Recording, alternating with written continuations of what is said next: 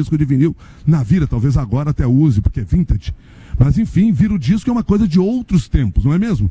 E tem várias expressões desse tipo. Faz sentido hoje em dia a gente falar pegou o bonde andando? Mas todo mundo entende o assunto, não entende? Tem outras expressões que a gente costumava usar aí no passado, essa é bem mais antiga, tá tudo magiclick. Quem é que não lembra do tá tudo magiclick? Né? Magiclick, para os mais novos, era uma maquininha que acendia o forno lá e esse era o lema daquela propaganda e todo mundo passou a usar para dizer que estava tudo certo. Tá tudo magiclick, tá tudo certo, tudo funcionando, mas perdeu um pouco de sentido hoje em dia. Mas a gente até usa essa expressão. O que a gente poderia dizer? Ah, disca para mim. A gente fala disca para mim, tem disque pizza, não tem? Tem disque isso, disque aquilo, e ninguém mais disca para lugar nenhum, na verdade, nosso celular não tem mais disco. Mas são expressões que, apesar de as transformações terem ter dado a elas um sentido menor, são expressões que hoje em dia parecem não fazer mais sentido. Mas a gente até entende. Querem ver uma outra expressão que, se a gente levar o pé da letra, não faz mais sentido hoje? Aquele ali está com o bolso cheio. É bolso cheio. Porque a gente falava isso do cara que era próspero, que tinha muita grana, o cara que tinha pegado uma bolada, aliás, bolada também é uma outra expressão, né? Mas que tinha pegado um bom dinheiro, fechado um belo contrato, estava recebendo um salário legal. Porque era uma época em que o bolso ficava cheio, por quê? Porque o dinheiro era todo em papel. E aí você sai com aquele bolso cheio. Hoje, no máximo que a gente tem no bolso é um telefone celular. Pois não faz mais sentido dizer que as pessoas estão com o bolso cheio. Não porque você não ganha bem, você até ganha bem, não é isso que eu estou discutindo aqui. É que hoje, cada vez menos, o dinheiro tem espaço. Nós estamos substituindo esse dinheiro por outras formas. Aliás, essa coisa do dinheiro é muito curiosa, ela surgiu há 3.000 anos.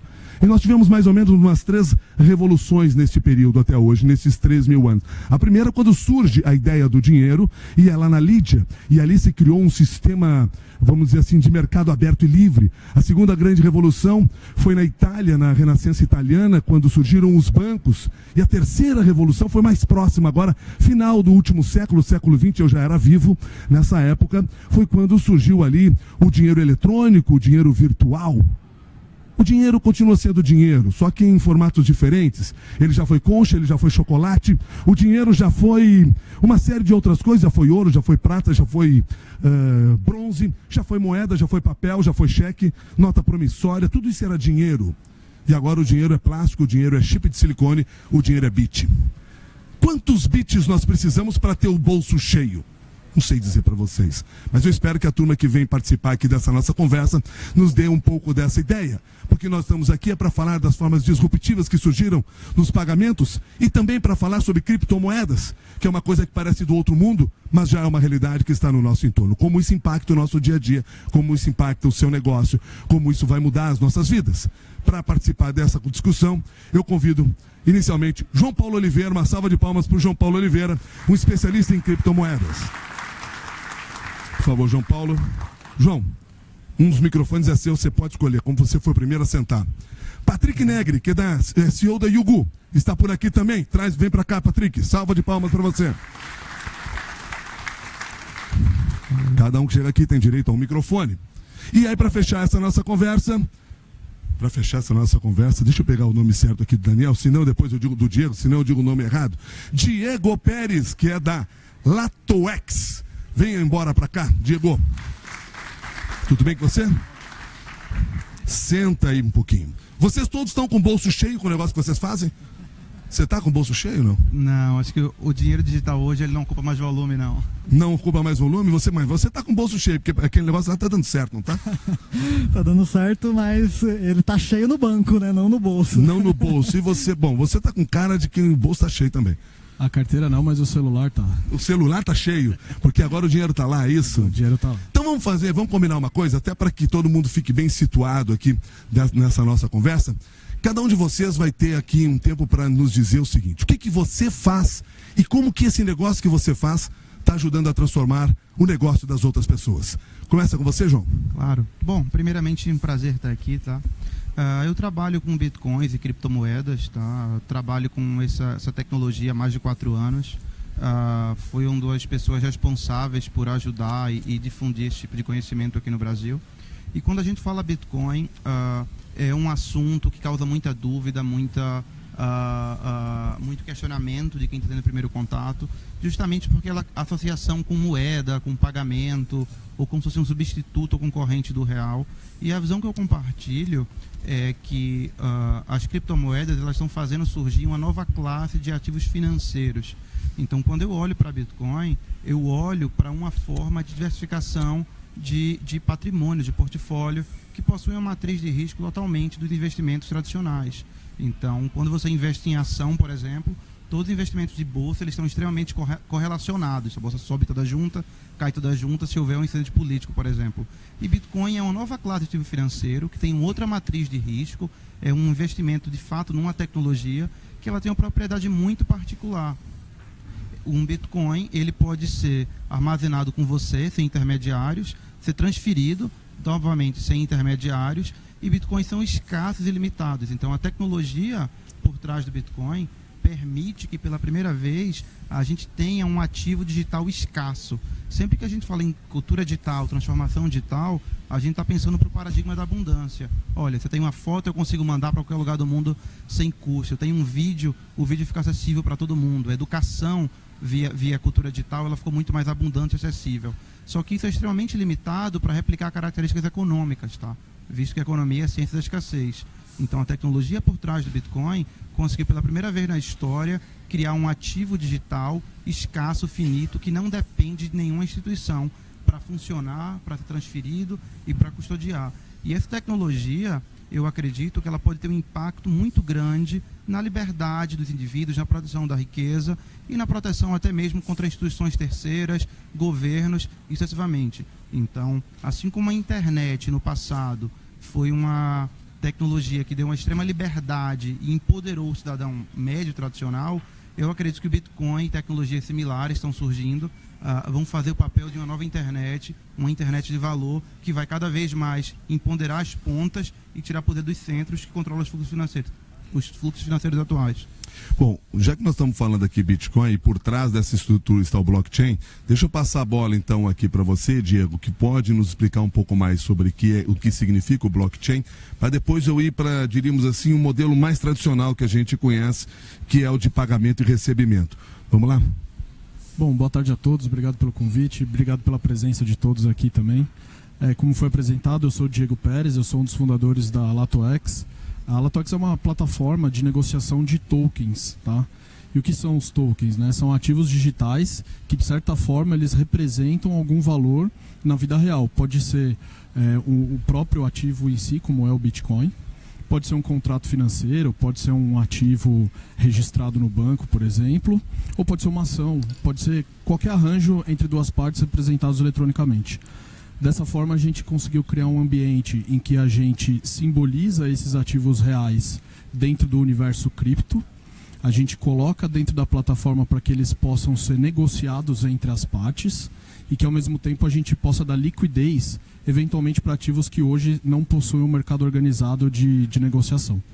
Basicamente, isso que a gente faz. Na questão da blockchain, por que a gente se apoia nela e o que é a blockchain, né? Blockchain é uma tecnologia de registro distribuído, né? Não existe um agente centralizador que recebe as informações que dão garantia ou lastro para aquela operação e registra no ambiente centralizado. Todos esses registros eles são colocados de uma forma distribuída, né, em computadores distribuídos no mundo todo que processam aqueles registros.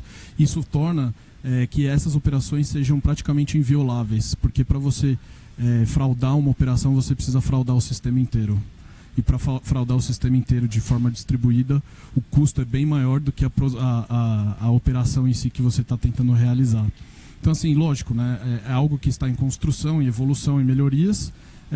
É muito pretensioso falar que é 100% a prova de fraudes. Mas a gente consegue chegar quase nesse nível por causa dessa forma distribuída de registros de processamento de operações. Patrick, o seu negócio lá na Yugu parece mais fácil de a gente entender, né? Até porque todo mundo aqui que tem empresa, tem negócio, sabe o que significa pagamento e recebimento. É claro. Então, na verdade, eu acredito muito na tecnologia do blockchain. Hoje eu ainda concordo com com o João, que ele é basicamente um ouro digital. Então eu tenho alguns bitcoins que estão lá sempre rendendo. Pode ser que um dia não valha nada, mas hoje está lá sempre rendendo. Mas basicamente, quando eu fundei junto com o meu sócio, a Yugo, a visão que nós tínhamos é, poxa, tem muita coisa que está direcionando as empresas para o futuro, porém o que a gente pode fazer hoje? Porque a gente partiu do princípio que dinheiro não existe mais do jeito que existia antes. Quantas vezes você vai num caixa eletrônico para tirar dinheiro? Diminuiu bastante a frequência. E eu notei isso esse ano. Esse ano eu fiz uma viagem para Cabo Frio, no Rio de Janeiro. E é estranho, porque eu não pegava em dinheiro fazia muito tempo. Eu cheguei em Cabo Frio, não aceitavam cartão nem boleto em nenhum lugar. Era dinheirinho vivo e basicamente, eu estava em Arraial do Cabo, para você conseguir dinheiro você tinha que ir até Cabo Frio para achar um caixa eletrônico para sacar dinheiro. E no início da Yugo a gente percebeu um pouco disso, que o dinheiro ele já não existe mais. Não existe mais aquela história de, vem, você está comprando uma roupa aqui na minha loja, assina aqui 5 nota promissória e todo dia 10 de cada mês, quando você receber teu salário, você vai passar aqui na empresa para pegar a tua notinha, o carimbar que você pagou e tudo lindo e maravilhoso. E o que a gente percebeu é que todo pagamento e recebimento ainda olhava para um mercado muito tradicional. Porque, querendo ou não, até mesmo o cartão de crédito, gente, eu não sei quantos de vocês aqui presenciaram o nascimento de cartão, mas cartão de crédito não era do jeito que a gente conhece hoje. Era um pedaço de plástico com algumas informações em relevo, você chegava na loja e falava, passa no meu cartão. Ele pegava teu cartão, colocava numa maquininha e fazia um nheco-nheco. Era um papel de carbono, o cartão por baixo e aquele nheco-nheco que tirava um xerox do cartão e você juntava uma papelada enorme e apresentava para o banco para você receber o dinheiro. Então, muito do que era evoluiu e a crença da Yugo é que não evoluiu na velocidade que precisava evoluir. Então, quando a gente fala de cartão, o primeiro ponto é que o cartão ele é uma tecnologia que é global, só que ele gera para a gente uma série de problemas. Por exemplo, se você passa um cartão Visa ou Master, como é global, ele tem que usar um calendário gregoriano. Então, se você passa o cartão de crédito Visa ou Master até meio-dia, talvez essa transação não seja de hoje, ela seja de ontem. Só que você só vai descobrir na conciliação de amanhã quando que a Visa vai te pagar. E nem sempre ela vai pagar no prazo que ela falou que ia pagar. Então, eu não sei quantos de vocês trabalham com cartão, mas isso gera um monte de problema de conciliação. No caso do boleto bancário, que é uma tecnologia no Brasil extremamente utilizada, muito mais do que cartão ainda, você tem o problema de como é que você emite, como é que você faz a gestão, como é que você sabe quem pagou. E se caso você precisar fazer uma cobrança parecida ou igual todo mês, você tem o trabalho de ficar emitindo essa cobrança todo mês. Então, a Yugo ela nasceu partindo do princípio que tinha muito trabalho acontecendo no back-office das empresas. Seja para faturar, seja para cobrar, seja para conciliar, ou seja para efetuar um pagamento para um fornecedor. E o que nós fizemos? Nós não fomos nem para o lado do Bitcoin, e não ficamos nem no tradicional. A gente criou uma tecnologia para permitir automatizar todo o back-office de uma empresa. Do recebimento, conciliação, antecipação de recebível e pagamento. Não sei quantos de vocês fazem antecipação de recebível de cartão aqui, mas tem 2 formas de fazer hoje, né? Uma é, você combina uma taxa fixa com a tua adquirente e ele vai cobrar aquilo independente de você utilizar ou não, fixo todo mês. Passou uma transação, antecipou automático, você está pagando para o banco. E a outra é um mega processo burocrático com trocas e mais trocas de e-mail com o gerente, gestão do que você tinha para receber, para tentar articular uma operação de antecipação de recebível. Então a gente olhou para tudo isso e falou, puxa, o que dá para fazer hoje que seria muito melhor do que isso? E foi basicamente o que nós fizemos. Nós erguemos uma parede, colocamos um novo meio de pagamento chamado Yugo na frente, que aceita todos os meios de pagamento existentes, tradicionais, como forma de interoperabilidade e resolvemos todos os outros problemas que estavam nos meios tradicionais. Então, puxa, você tem que cobrar o cliente R$500 todo dia 5. Eu tive antes da Yuga eu tinha uma agência de publicidade, então basicamente chegava no dia 25 do mês e já começava todo um processo de parar o faturamento para faturar 700 cobranças que tinham vencimento até o dia 5. E eu lembro, eu tinha essa dor. Eu falei, puxa, podia ser algo mais fácil. Eu sei que o valor é fixo, um cliente ou outro tem alguma coisa adicional. Como é que eu faço para eu fazer uma vez o trabalho e um sistema fazer isso para mim e eu só ter que me preocupar com quem está inadimplente? No caso do cartão, eu queria passar a transação. Se eu moro em São Paulo, fuso horário de São Paulo, eu vou receber com toda certeza daqui 30 dias. Se for parcelado, 30, 60, 90, para não ter essa história. Foi 28 dias, foi 32. Então a gente criou uma tecnologia para facilitar a vida. E daí a gente passou por recebimento, conciliação, antecipação de recebível. A gente tem empresas que o próprio sistema fala, hoje eu tenho que pagar uma conta de R$5.000, não tenho caixa. O que tem aí no sistema que eu possa antecipar de forma automática, em tempo real, só aquilo que eu preciso? Antecipa aqui o valor, paga as taxas e o próprio sistema já comanda o pagamento para terceiro.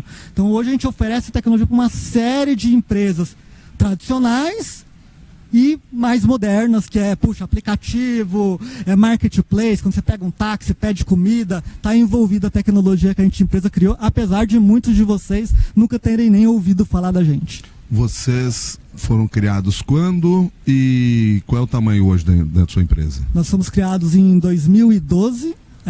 Hoje na verdade, você foi um dos criadores, né, em 2012. Dos fundadores. Hoje a gente movimenta aí cerca de 1,8 bilhões por ano. E temos 40 funcionários no momento. Tá. Gente, todos vocês que aqui estão podem a qualquer momento fazer perguntas. Então, não precisa esperar um tempo X para fazer a pergunta. Basta vocês levantarem a mão aí, nós temos o pessoal com o microfone. Eu vou ter uma dificuldade se vocês aqui atrás quiserem fazer pergunta, porque eu estou olhando para o lado de cá, onde tem uma câmera nos transmitindo ao vivo também no live lá do Facebook. Mas eu prometo atender todos vocês. Então, se tiver alguém pedindo a palavra e as moças que estão com o microfone, só me sinaliza, leva lá e eu dou a palavra para vocês, tá bom? Base de tudo isso aí, você falou, por exemplo, que eu lembro dessa fase em que você passava o cartão de crédito e aí você recebia lá um papelzinho que era um xerox daquilo, na verdade. Aquele xerox só tinha algum valor na realidade porque havia uma confiança naquele sistema, havia credibilidade naquele sistema. Existe credibilidade já suficiente para que este negócio do Bitcoin ou das criptomoedas, porque é preciso lembrar que o Bitcoin é o nome de uma das criptomoedas, existem várias outras já nesse mercado. Existe credibilidade já nesse mercado suficiente para torná-lo eficiente, para torná-lo confiável em todos os sistemas? Em essência, quando a gente fala de blockchain ou de Bitcoin, a gente está falando de uma plataforma de confiança distribuída, onde o sistema, a essência do sistema é não precisar confiar em ninguém.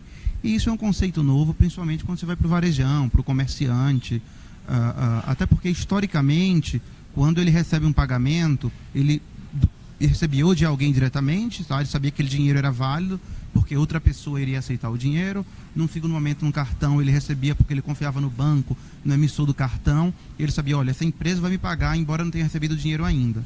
Então, a história das finanças toda, ela passa por uma confiança em um intermediário. Olha, eu preciso confiar em alguém que seja de preferência mais poderoso, mais rico que eu, porque essa pessoa vai dar um jeito de me pagar.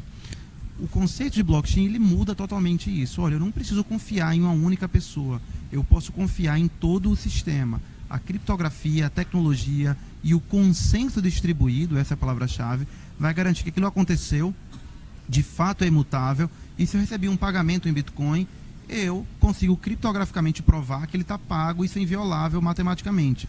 Naturalmente, isso é um conceito tecnológico novo e avançado para o comerciante do varejo, tá? A tecnologia de criptomoedas, ela não está nem pronta tecnologicamente, nem culturalmente, para ela ser adotada ou eventualmente substituída pelos meios de pagamento tradicional.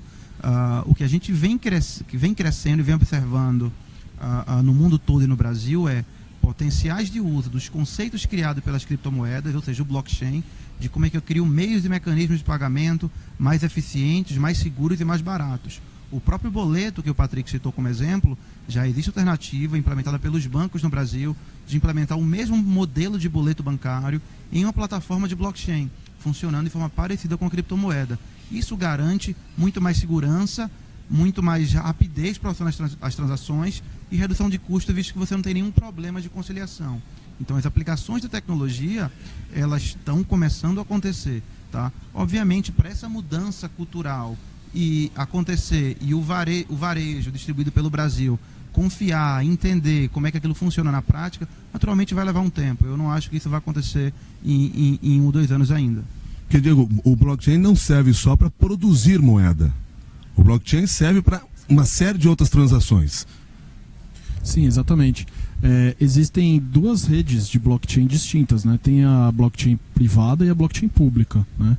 A blockchain pública é aquela que sustenta o Bitcoin, por exemplo, onde os agentes que compõem a rede, né, distribuída são pessoas alocadas no mundo todo, né? São entidades alocadas no mundo todo. Mas também existem redes privadas, as DLTs, redes permissionadas, né, que são tecnologias usadas por grandes estruturas, grandes empresas, para facilitar processos, ganho de eficiência em cadeias logísticas, por exemplo, ou então empresas que precisam ter um rastreamento de informações muito rápido, de forma centralizada, mas que consiga buscar isso de uma forma muito rápida, ou que trabalha com cadeias muito longas e precisa coletar essas informações.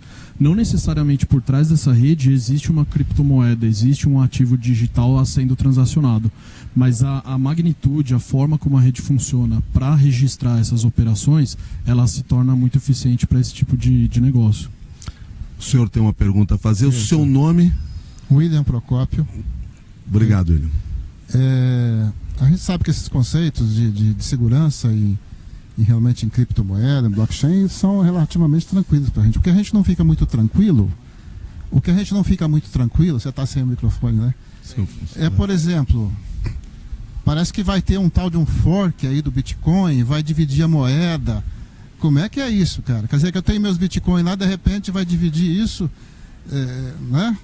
Já foi dividido em Bitcoin Cash, né? Tem uns negócios aí que por trás não é só o blockchain, não é só a segurança. Quer dizer, como é que é isso aí? Exatamente, excelente pergunta, e esse é mais um dos motivos pela qual a tecnologia ainda de Bitcoin ela não está pronta para o grande público.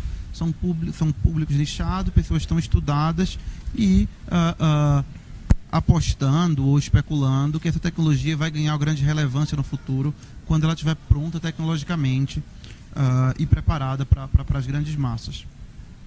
Você comentou de um fenômeno interessante chamado de fork, tá? O que é fork? É quando uma moeda ela se divide em 2. Por que isso acontece? Na infraestrutura do Bitcoin, você tem uma rede descentralizada de computadores, hoje cerca de 10 mil computadores, que estão validando e garantindo a segurança de todas as transações. Qualquer pessoa pode ser um computador desses, basta se conectar à rede, que automaticamente você processa as transações. E toda a confiança, ou melhor, toda a contabilidade do sistema, quem possui o quê, quem transferiu o quê para quem, ela está armazenada em cada um desses computadores através do consenso distribuído. Então, todos os computadores, eles acabam tendo uma verdade única que é distribuída para todo mundo. Por questões tecnológicas, alguns grupos dessas pessoas que compõem a rede do Bitcoin entendem que a tecnologia pode evoluir melhor se seguir um caminho técnico. Outras entendem que é necessário fazer mudanças técnicas de outra natureza. Olha, se cada um fizer sua mudança técnica, essa rede ela vai perder o consenso e ela vai se dividir em 2 redes diferentes menores. E isso já aconteceu no passado. No último 1º de agosto, a gente teve a primeira divisão da rede Bitcoin, tá? A rede Bitcoin se divide em 2 moedas. Uma continua sendo Bitcoin, outra chamada em Bitcoin Cash. Então, essa rede chamada Bitcoin Cash, ela tem cerca de 10% do poder computacional da rede inicial e a moeda dela equivale a 10% da outra rede. É possível que ocorram outros forks no futuro, quando parte desses mineradores, como a gente chama no jargão, se dividam e vão apoiar uma mudança tecnológica no protocolo, criando uma nova moeda. Na prática, você, como possuidor de uma moeda, qualquer bifurcação nova que houver, você vai continuar tendo moeda em todas as redes. Então, não é nada que ameace o seu capital, a quantidade de bitcoins que você tenha. Contudo, se houver qualquer mudança que ameace a segurança, a estabilidade futura do Bitcoin, é possível que isso assuste o mercado e o preço do Bitcoin em dólar caia. Então é uma coisa para sim ficar atento.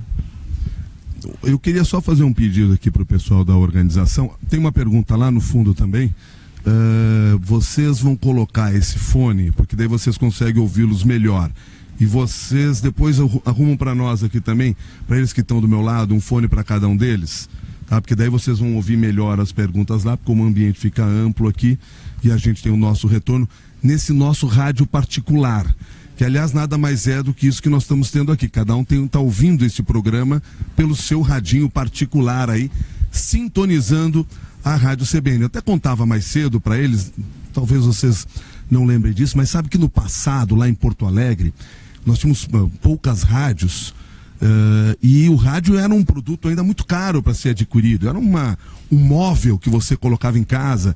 E aí o que acontecia? As emissoras de rádio, quando surgiam, elas pediam para o fabricante fazer as rádios tocando só um canal. Claro que só sintonizava aquela emissora. E elas distribuíam no varejo. Então você ia na venda, ia no armazém, tinha lá um enorme rádio que só tocava uma rádio.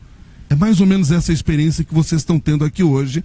Vocês estão cada um com seu radinho privado, ouvindo um só canal, que é o nosso canal por aqui. Mas estamos revivendo aquele tempo, Patrick. É mais ou menos isso. O curioso é que a gente vê que as coisas são reinventadas e elas acabam chegando na mesma origem, que é atender as pessoas. De alguma maneira, atender da melhor maneira as pessoas. No fim das contas, inovação é isso, né? Sim, sim. Na verdade, a essência é sempre a mesma, né? Complementando aí o que o João falou, eu acredito muito na tecnologia de blockchain. Eu acho que ela vai revolucionar muito do que a gente conhece hoje. Mas quando eu olho para Bitcoin, eu não sei se vai ser... E isso é uma opinião pessoal. Eu não sei se é Bitcoin. Mas o que eu vejo é os bancos adotando a tecnologia do blockchain. Imagina, em vez de ter uma câmara centralizadora, todo banco, inclusive aquele pequeno banco que deu a entrada no Bacen, ele se junta numa rede privada de blockchain, ele passa a dar o aval dele também em toda a operação que acontece. Então... Isso por si só já reinventa, por exemplo, o boleto, já reinventa TED, já reinventa uma série de serviços como a gente conhece hoje.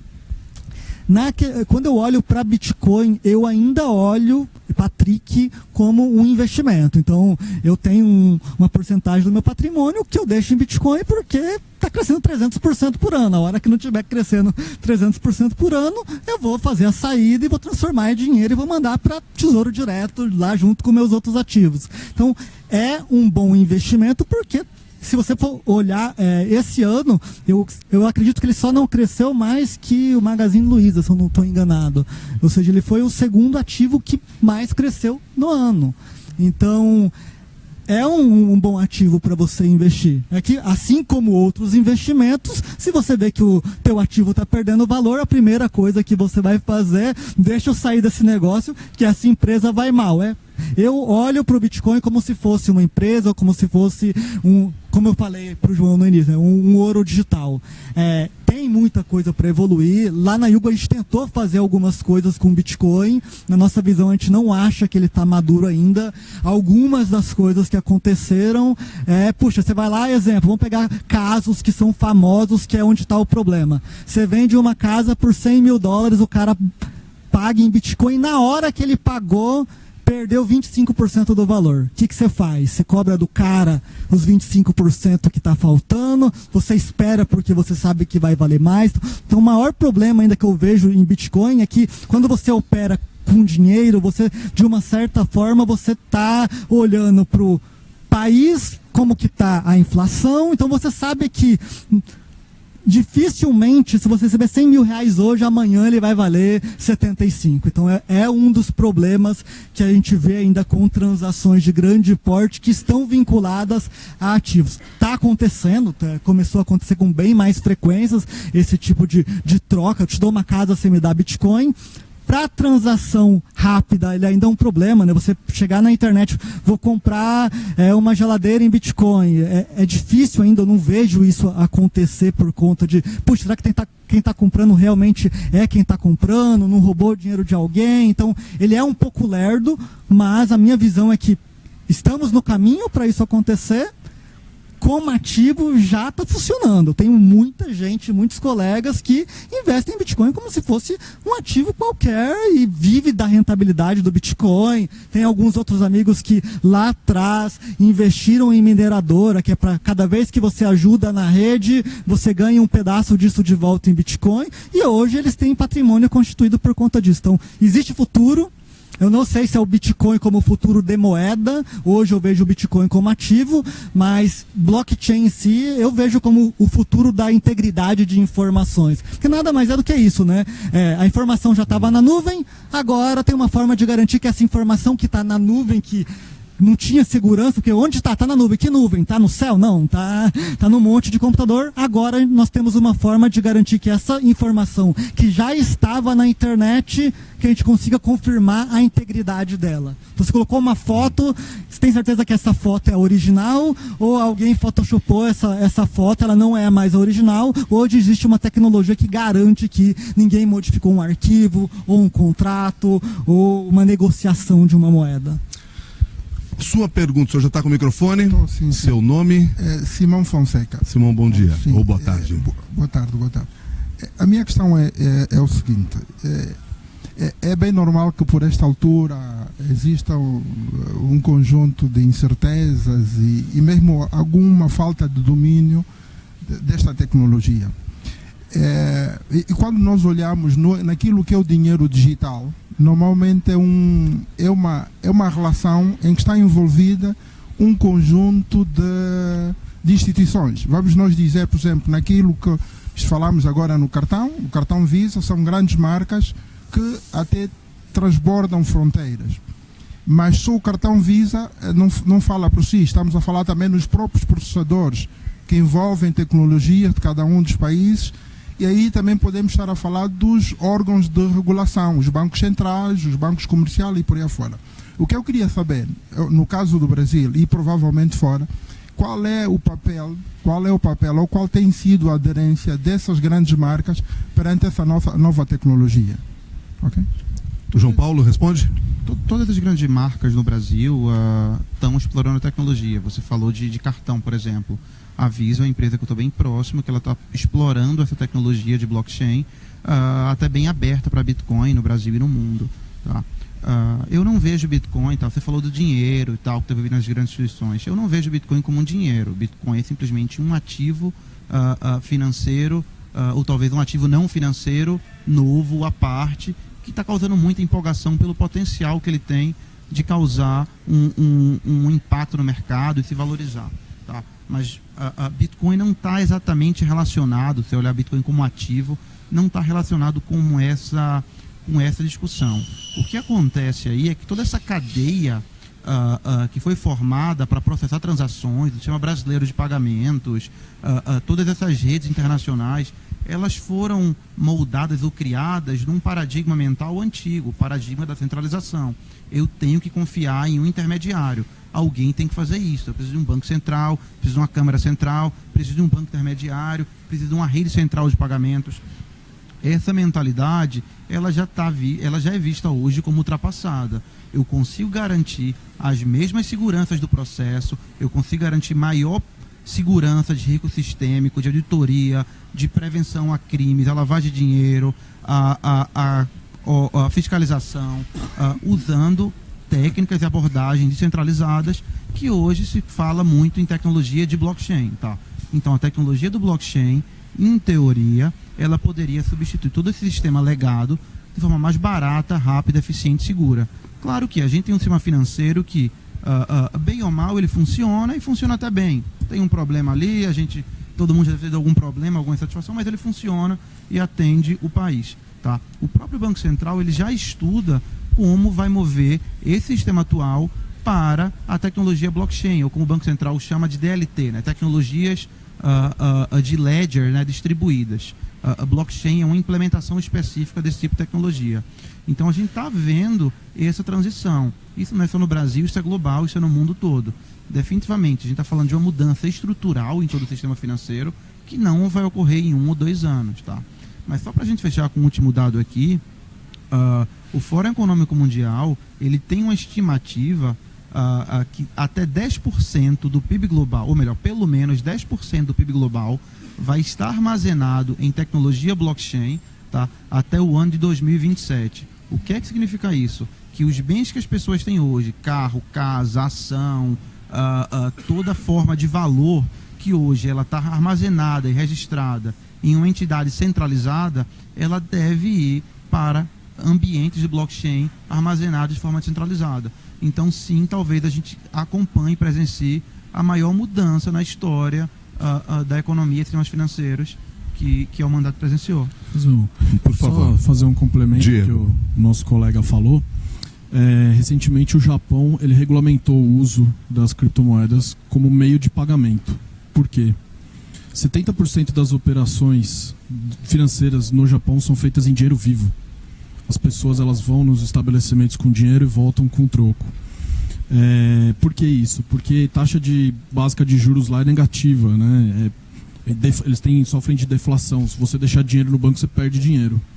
Só que aí você acaba criando uma coisa estranha, né? Que as pessoas deixarem dinheiro acumulado muito em casa, né? Guardado em casa, né? Aqui no Brasil tem alguns que fazem isso também. Exatamente. Em malas e tal, mas enfim, mas são exceções. Exatamente, né?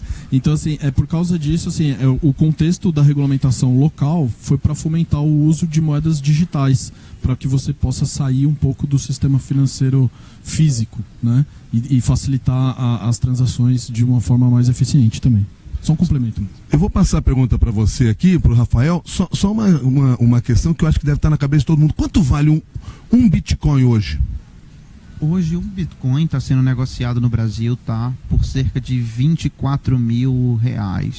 Interessante que no começo do ano, esse mesmo Bitcoin, ele valia cerca de R$3 mil, R$2.500. Então a gente teve uma valorização expressiva de quase 10 vezes esse ano. O que não quer dizer que o Bitcoin vai continuar subindo. Embora a tecnologia tenha um potencial muito grande, é importante alertar que, olha, você está falando de um mercado extremamente especulativo e de muito risco. Então não tem nada que garanta o valor do Bitcoin per si. Rafael, por favor, a sua pergunta. Olá, obrigado. Justamente sobre essa ótica que eu queria explorar um pouco mais a opinião de vocês. Em relação, olhando então o Bitcoin ou outras moedas criptografadas, sob a ótica do investimento, né? Investimento como um ativo, o Patrick abordou um pouco isso, mas eu queria explorar um pouco, escutar um pouco da opinião de vocês sobre quais são os principais riscos que envolvem a valorização ou a desvalorização dessas moedas. E em sequência eu queria entender também como é que você dá essa cotação de uma forma oficial, se tem referência, onde a gente busca uma referência correta para se acompanhar e fazer análise da evolução desse ativo. Obrigado. Então vamos lá. Hoje no Brasil existem diversas corretoras, tá, que negociam Bitcoin.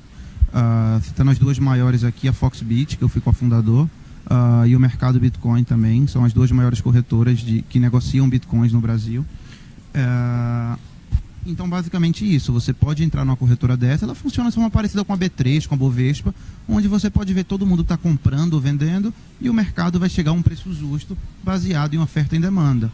Naturalmente, o preço do Bitcoin no Brasil, ele vai seguir o preço internacional do Bitcoin ali, com vezes o dólar comercial, mas um spread, uma distorção no mercado local. Então você pode acompanhar o preço do Bitcoin em quase qualquer bolsa do mundo. Só para citar algumas delas, por exemplo, tem uma bolsa americana chamada GDAX, que essa bolsa ela foi investida pela Bolsa de Nova York. Então você pode esperar um padrão de confiança, compliance, governança similar ao que você tem já no mercado financeiro tradicional em uma bolsa desse patamar. Tá? Então, juntando o fato de ser um ativo financeiro centralizado, onde tem bolsas ao redor de todo mundo que negociam, é possível sim você ter diversos parâmetros para ter referência de preço, mas você não tem um índice oficial, você não vai ter um PETAX que ele tem o selo do governo para falar que o Bitcoin é aquele preço, tá? A Receita Federal, para fins de declaração, ele manda você usar o valor da compra do Bitcoin para eventualmente pagar imposto depois, sem dar nenhuma referência oficial para o preço. Patrick? Uma coisa bacana é que o Bitcoin você vai pagar 15% só sobre ganho de capital, então você não tem uma tabela progressiva de imposto de renda, isso pode gerar uma oportunidade bacana de médio prazo. E o mais legal é que todo esse pessoal que está envolvido com Bitcoin replicou.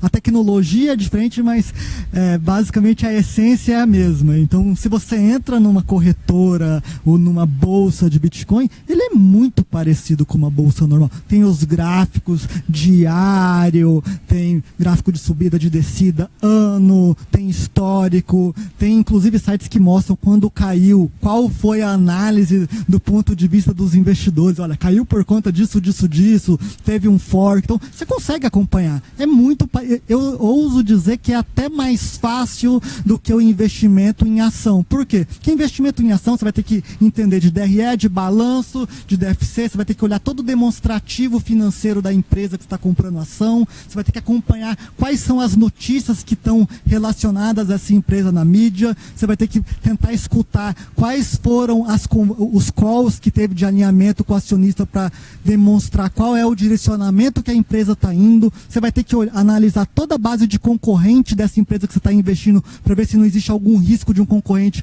que, claro, o CEO e a mesa e os conselheiros não vão falar na reunião de acionista, porque você pega a maioria dos calls de investimento, ninguém acredita em competidor, né? Concorrência não existe para ninguém quando você olha os documentos oficiais de cada empresa, e é por isso que muita empresa morre. Então, o que eu acho bacana do lado do Bitcoin como ativo é que você não tem esse monte de variável para analisar.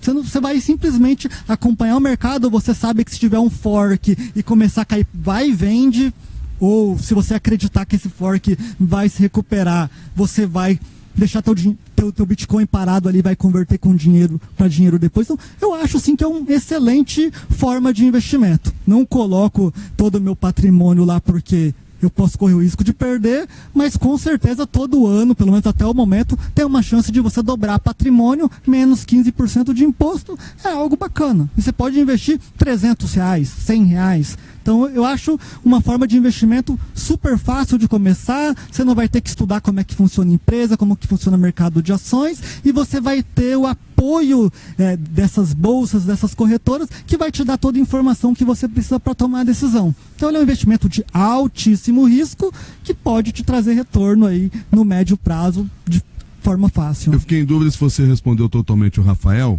na seguinte questão, João. O que faz subir ou descer? O que faz valorizar ou desvalorizar uma moeda como essa? Excelente. Então, cada criptomoeda ela tem uma matriz própria, uma proporção de valor específico.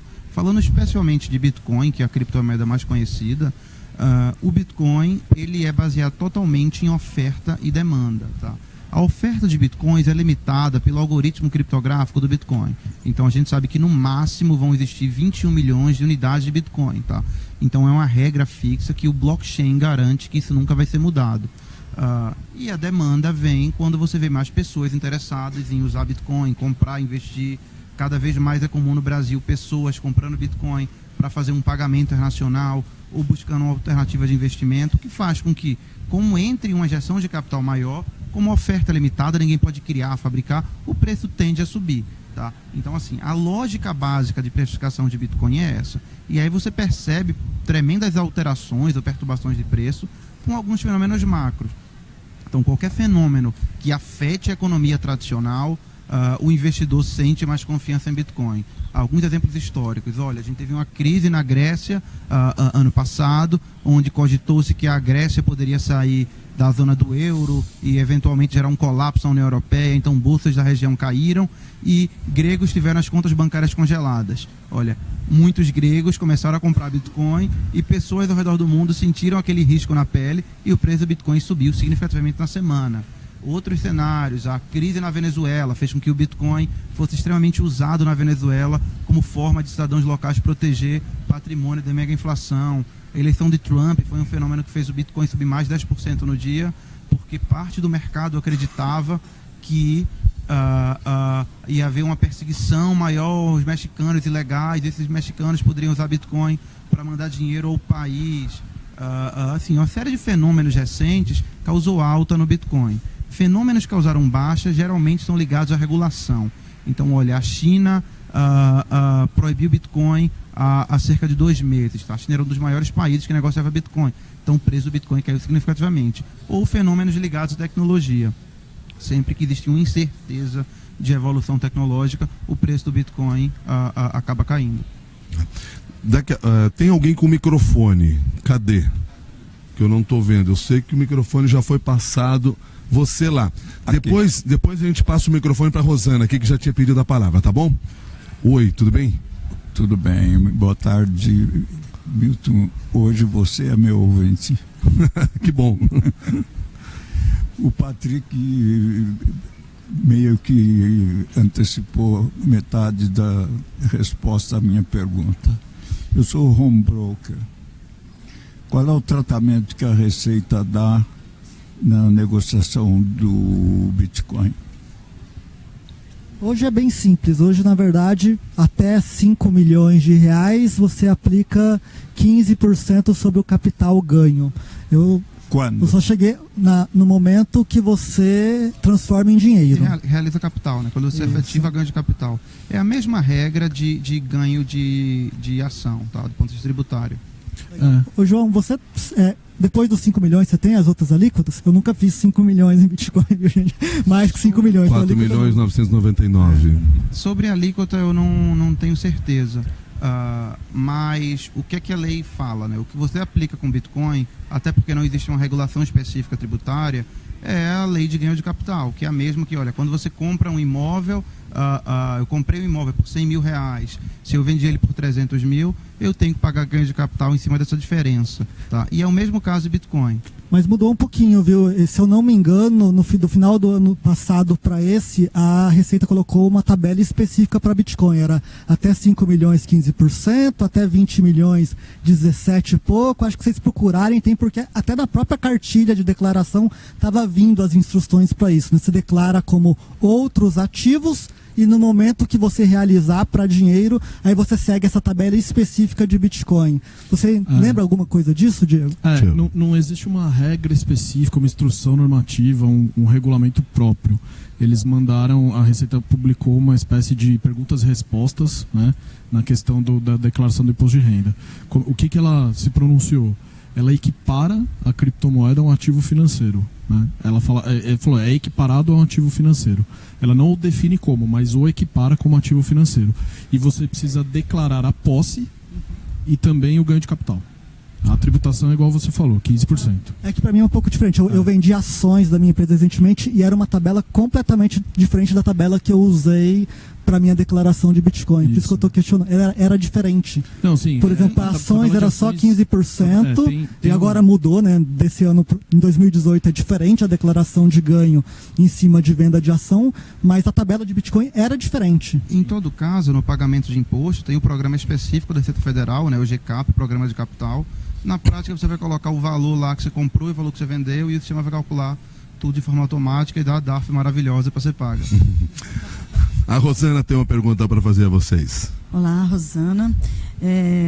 Todo negócio tem o bem e o mal, e quando envolve o homem, né, não só as máquinas, o digital. E já teve até um sequestro, onde o sequestro foi pedido para ser pago em Bitcoin. E os nossos políticos, principalmente, empresários, coisa e tal, a corrupção também é muito grande, não só no Brasil. Como rastrear isso? Se uma pessoa faz um sequestro e pede pagamento numa moeda dessa, é porque ele acha que não vai ser descoberto? Como que é rastrear as pessoas, identificar neste momento? Que é, né, o Brasil aqui, a gente está vendo em malas, né, que dá para rastrear, em outros países que vão para bancos, né, que tem a sua identidade mais protegida. Como é nesse mundo o Bitcoin? E acrescento aí o fato de, historicamente, se saber que criptomoedas foram usadas para tráfico, compra de drogas e armas. Como é que se encara essa situação dentro desse sistema? E atenda aí, por favor, a questão da Rosana. Diferente do que se propaga muitas vezes, as criptomoedas são totalmente rastreáveis, tá? Então você consegue rastrear totalmente onde foi, quem transferiu, melhor não quem, qual carteira transferiu, para onde, se passou por uma corretora. Então esse mecanismo de criptomoedas, até pelo fato de estar usando a tecnologia do blockchain, ele é totalmente público e rastreável. O fato de ele ser público e rastreável não quer dizer que ninguém tenha a capacidade de confiscar.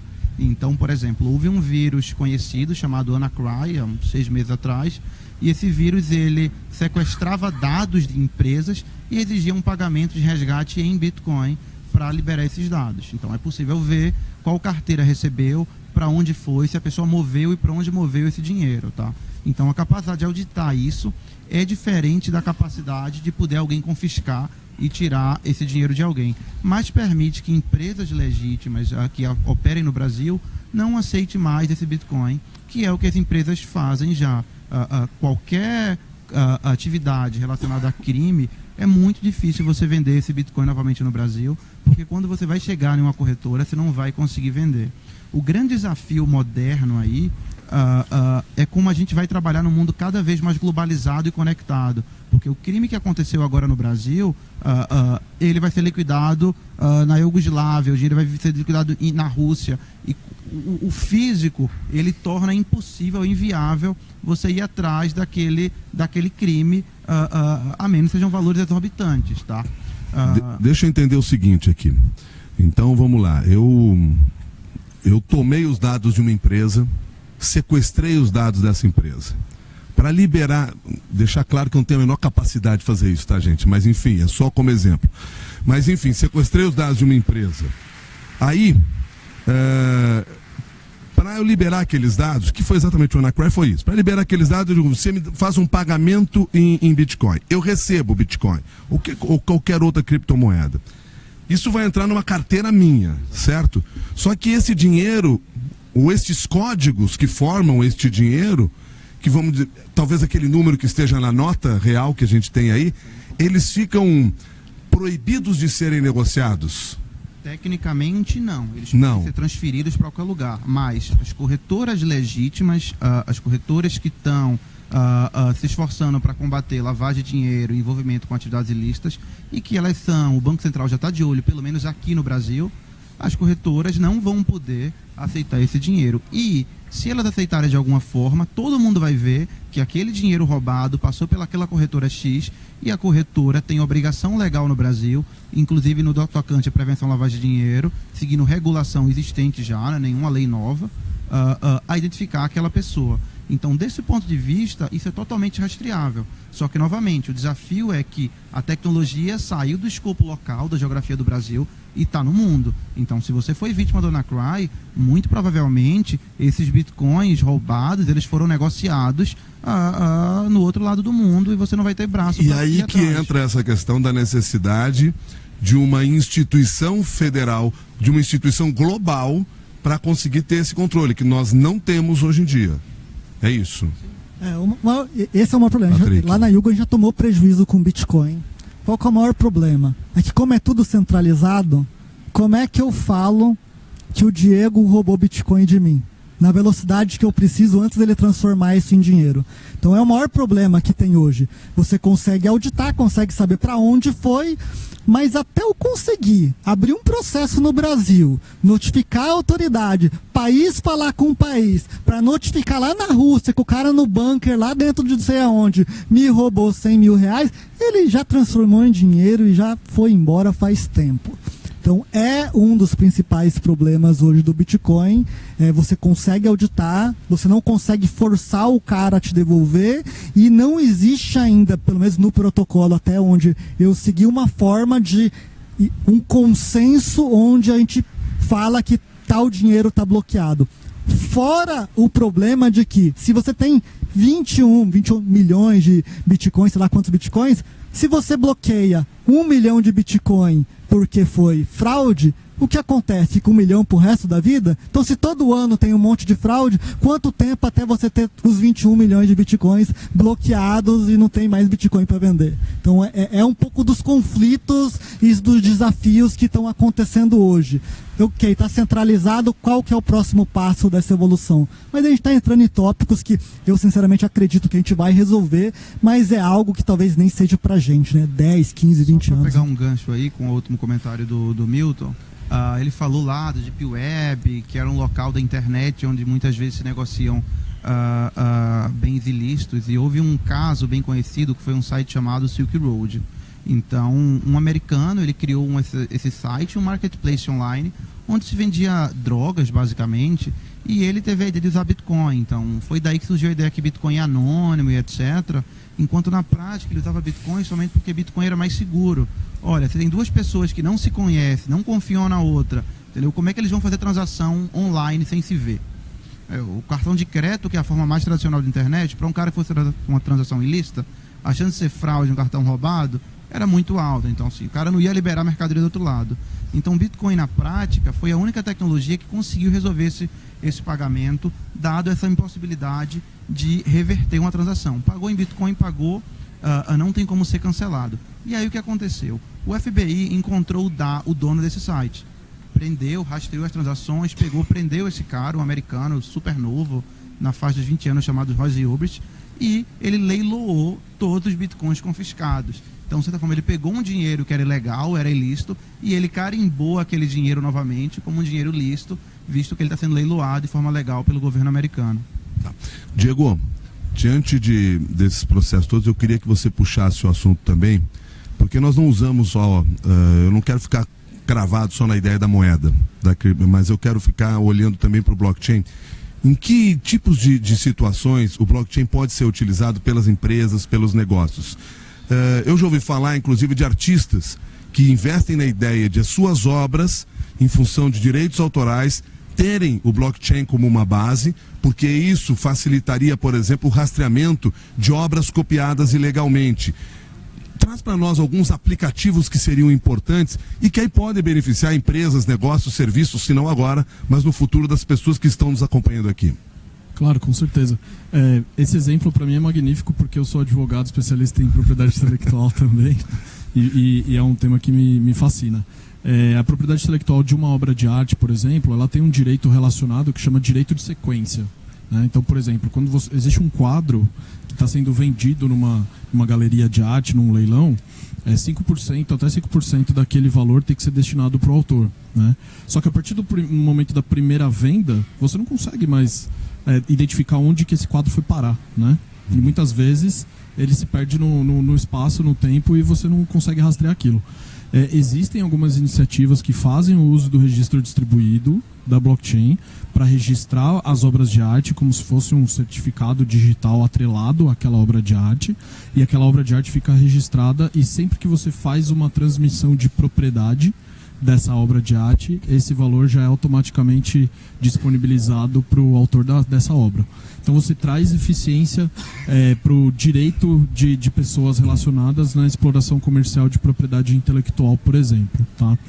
Como eu mencionei no começo da nossa conversa também, existe o uso da blockchain para registro de operações de cadeias de suprimento. Né? Então, por exemplo, da agropecuária. Né? Então, você precisa saber todas as informações de origem daquele gado para saber se ele está numa área de região de febre aftosa, se ele pode ser comerciado internacionalmente para a comunidade europeia e etc. E hoje são certificados que um agente de confiança carimba, né? Fala assim, não, eu fui lá, eu visitei aquela área e eu sei que está livre de febre aftosa. Com os registros distribuídos do blockchain, você não precisa mais desse agente de confiança, porque você consegue fazer um traqueamento, né? Acompanhar a origem de toda a cadeia de suprimento daquele produto desde a sua origem. Desde da inseminação artificial, por exemplo. Uhum. Se você quiser registrar o sêmen do gado, por exemplo, até a hora que ele vira um bife. E eu fico pensando aqui, por exemplo, a utilização disso no varejo. Você trabalha, por exemplo, com a confecção de roupas. A ideia de que você tenha um produto que vai ser colocado no mercado de forma sustentável. Você consegue ter o rastreamento de todo o produto, do algodão que foi produzido, da forma como foi produzida, como foi trabalhado depois nas confecções até chegar ao cliente final? Perfeito. Por ser um registro distribuído tecnicamente à prova de fraude, né? Se você constrói uma cadeia de suprimentos muito bem elaborada, você faz esses registros de forma indubitável. Então você não consegue fraudar o meio dela. Né? Então, por exemplo, uma cadeia de produção de tecidos, de vestuário, né? Tem problema de trabalho análogo ao escravo, por exemplo, né? Então, como que você dá origem daquilo? Da onde que veio aquela camiseta? Se não tiver o registro aqui, não passa para frente, entendeu? Então, os blocos eles vão sendo criados. Aí, quando você passa de um bloco para o outro, você precisa ter a origem anterior. Se você não tem a origem anterior, não tem como seguir para frente. Então, você cria dificuldades para que a mente humana possa usar a vontade de fraudar para tirar vantagem, por exemplo. Isso já é utilizado de forma prática? Já é utilizado. A IBM, por exemplo, ela faz aplicações de blockchain privada para uma grande empresa de transporte marítimo, né, para desembaraço aduaneiro, por exemplo. Porque cada país exige um documento separado, cada produto tem um desembaraço determinado. Então, a partir do momento em que você chega no porto de desembaraço e você já tem todas as informações daquele container específico registrado numa blockchain privada, por exemplo, o desembaraço é muito mais eficiente. Você não depende de papel, por exemplo, acompanhando em poder do capitão do navio para saber se aquele foi carimbado ou não. Já está tudo indubitavelmente registrado.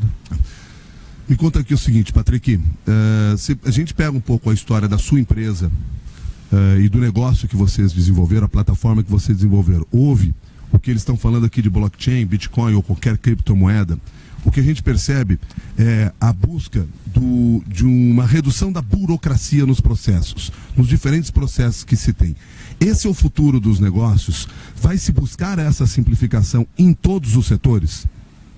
É exatamente o que eu faço, né? Na verdade, a Yugo é basicamente isso. Como é que eu torno aquele monte de trabalho, burocracia, ter que entrar em sistema, em banco, ler arquivo para descobrir quem não pagou uma cobrança, eu poder, num clique, saber. Então, eu realmente acho que o blockchain, não sei se é o blockchain ou uma evolução, eu acredito muito que é uma evolução dele, vai estar poderizando aí empresas, bancos, governos, como uma forma de, como a gente estava falando, se você tem todo esse processo de lastro numa confecção de uma camiseta, ele serve tanto para você saber se essa camiseta foi produzida através de trabalho escravo, como também uma segurança para o consumidor. Esse produto, ele é realmente da Lacoste, da Nike, ou não? Porque quem garante? Você foi lá no outlet, puxa, tô aqui no outlet, tem um tênis da Lacoste por 1/3 do preço. Aí você pega, você olha, a primeira pergunta que vem é: tá barato demais, esse negócio aqui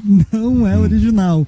Então, isso vai trazer uma segurança muito grande para você saber que você não está comprando gato por lebre. E quando eu olho para o mercado em si como um todo, poxa, hoje boa parte de custo é custo de burocracia, né? Organização de documento, uma câmara centralizadora para banco. Então, quando você imagina, vou tirar a câmara, mas não estou tirando o registro, está todo mundo cooperando em conjunto para poder fazer uma transferência bancária acontecer. Você começa a ver, olhando, vamos colocar 40, 50 anos para frente, eu sou muito fã do Elon Musk e de renda universal, produção feita por robô. Então, quando você olha para o futuro, fala, puxa, o futuro reserva coisas muito, muito boas para a gente, seja por uma renda universal, seja por sistemas distribuídos garantindo que as informações trocadas entre a gente são coerentes. Então, eu vejo o blockchain como uma das tecnologias que vai transformar o mundo num lugar melhor. Alguém está com o microfone aqui, você lá, tudo bem? Olá, boa tarde. Boa tarde, Milton. Meu nome é Roberto Rigolon. Boa tarde a todos.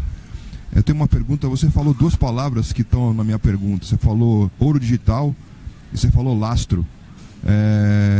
O Bitcoin, voltando um pouquinho ao Bitcoin, Milton, o Bitcoin é etéreo, né? E você comentou, Milton, também de uma organização mundial que a gente possa confiar, né? Tá falando muito de confiança.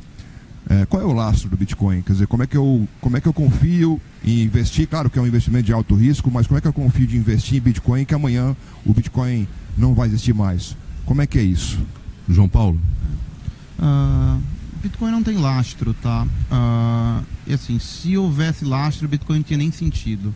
Do ponto de vista de ativo financeiro, quando você olha para um instrumento financeiro, por que você precisa de um lastro? Para garantir que aquele papel ali não está sendo produzido infinitamente, ou que tem alguma mercadoria do bem real por trás, sei lá. Então, eu compro um contrato futuro de soja. Então, garante que uma soja física do mundo real vai ser entregue e ninguém está devendo só um papel escrito.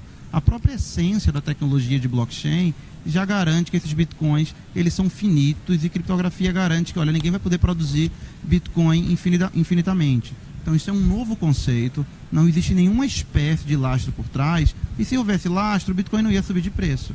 O que iria subir ou descer era o ativo que foi lastreado. Então nenhuma commodity no mundo tem lastro, soja, ouro, qualquer outra coisa.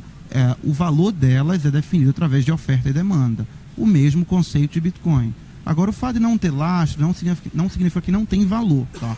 Então, o Bitcoin tem valor por quê? Porque as pessoas compram Bitcoin por aquelas propriedades únicas que ele tem. A começar que o blockchain do Bitcoin é o primeiro sistema contábil perfeito da história. Então, você tem certeza ali que a contabilidade de tudo foi perfeita e ninguém fraudou. Depois que os Bitcoins são escassos, só pode ter no máximo 21 milhões de Bitcoins. Ou seja, se você pensar, no máximo 21 milhões de pessoas no mundo todo vão poder ter um Bitcoin.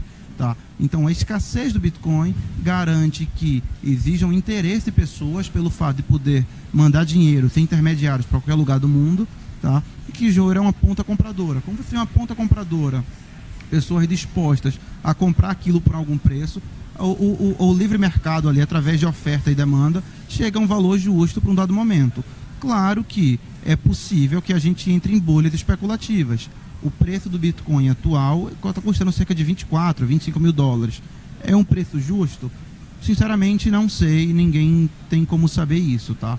Ao mesmo tempo, é possível imaginar que o Bitcoin ele tenha um valor de mercado do ouro, por exemplo. O ouro vale equivalente a cerca de 7 trilhões. Olha, Bitcoin é uma forma de reserva de valor, em teoria, mais segura, mais eficiente, mais portável, mais difícil de falsificar do que ouro. Então, talvez possa fazer sentido que o Bitcoin chegue no market cap do ouro, valendo 7 trilhões, num cenário como esse, cada Bitcoin vai valer 200 mil, 300 mil dólares. Também é possível que se descubra uma falha criptográfica no Bitcoin e o negócio vá para zero no dia seguinte. Então, assim, é importante a gente ter a consciência que é uma tecnologia nova, experimental, com um alto potencial de impacto social e um grande risco de não dar em nada e acabar do dia para a noite. Tá? Você tendo isso em mente, acho que você pode tomar a decisão mais correta para o seu perfil de risco. O Diego quer complementar aqui.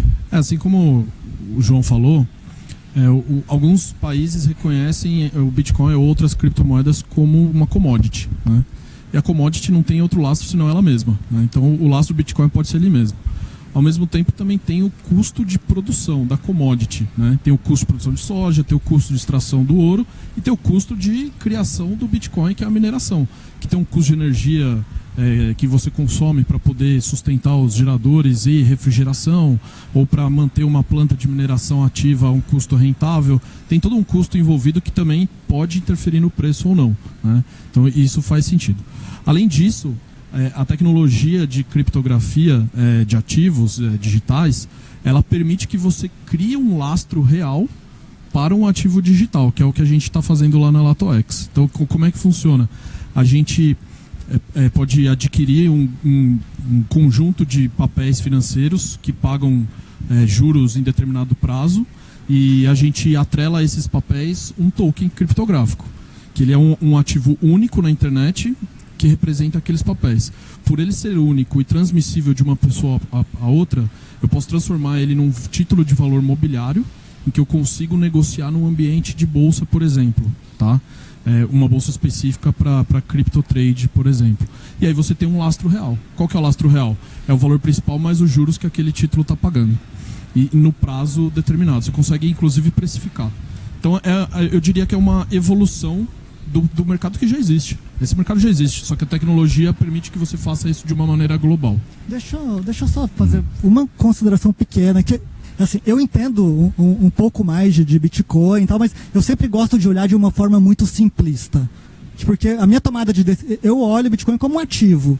Então, minha tomada de decisão é muito mais simplista. Quando você compra soja, seja ela lá no mercado, você não quer saber qual foi o agrotóxico que eles usaram para aumentar a produção da soja. Então, eu nunca olho muito para o ponto de vista técnico. Eu olho muito para o ponto de vista de oferta e procura. Exemplo, se você for visitar a casa da sua avó e ela for relativamente bem de vida, você vai ver que ela tem algumas coisas na casa dela que ninguém compra por dinheiro nenhum hoje. Por exemplo, tem muito lugar que tem, por exemplo, aqueles lustres antigos, gigante, dourado, que era lindo naquela época. Quem compra um lustre desse hoje em dia? Você não compra para colocar. Na sua casa você quer aquelas luzes tudo dentro da parede, branquinha. Você não compra mais esse tipo de coisa. Então, eu não olho a tecnologia que está... Eu acredito que está distribuído e ponto, e acabou. Eu parto desse princípio. O segundo princípio que eu parto é que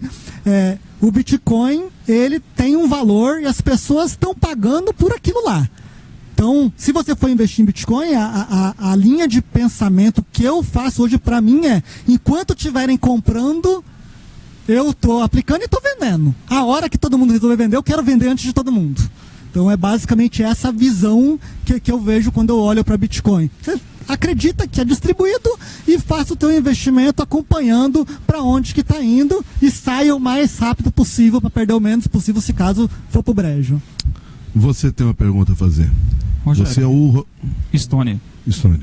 Rogério, referente a blockchain, como que, se ele já está sendo usado, como vai ser usado para registro de garantias, por exemplo, na área comercial bancária, né? Registro de financiamento de veículos, por exemplo, registro de cartório, né, de imóveis, por exemplo, que seria hoje o cartório, né, faz, penhor de bens também. Como vai ser utilizado? Se os bancos já estão prevendo a utilização dessa tecnologia para ficar mais barato e tirar a burocracia para tornar mais viável e mais prático essa transação financeira.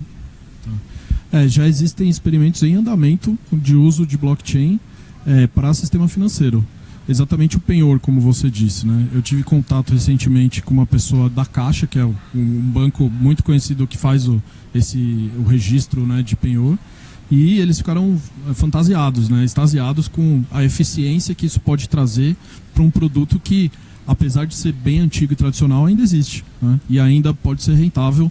Com um ganho de eficiência você traz até mais ganhos para o banco. Mesma coisa para registro de imóveis, registros de automóveis. Você torna isso numa rede acessível, aberta e pública, um registro à prova de fraudes. Você não precisaria de um agente centralizador de confiança, né? Então você não precisaria de um cartório, por exemplo. Eu acho assim, o cartório não vai deixar de existir tão cedo, tá? Mas eu acho que eles vão se apoiar na blockchain para tentar perpetuar a vida deles. Porque a blockchain ela não vive sozinha, ela não é ela pode ser um organismo que cresce ou que aumenta com o passar do tempo. Mas ela precisa de inputs e de outputs, que são as entidades que colocam a informação e as entidades que consultam a informação. Provavelmente o cartório vai cumprir esse papel, acredito eu, pelo menos os que têm a mente mais para frente, né? Sabe me informar se o governo, os órgãos federais ou estaduais ou municipais já estão com o olho mais aprofundado sobre essa tecnologia para tentar ali já começar? Ou ainda está muito assim ainda a nível de tecnologia, de especulação, enfim? Já, e eu já presenciei bastante coisa. Então, por exemplo, DataPrev já tem experimentações para fazer registro previdenciário.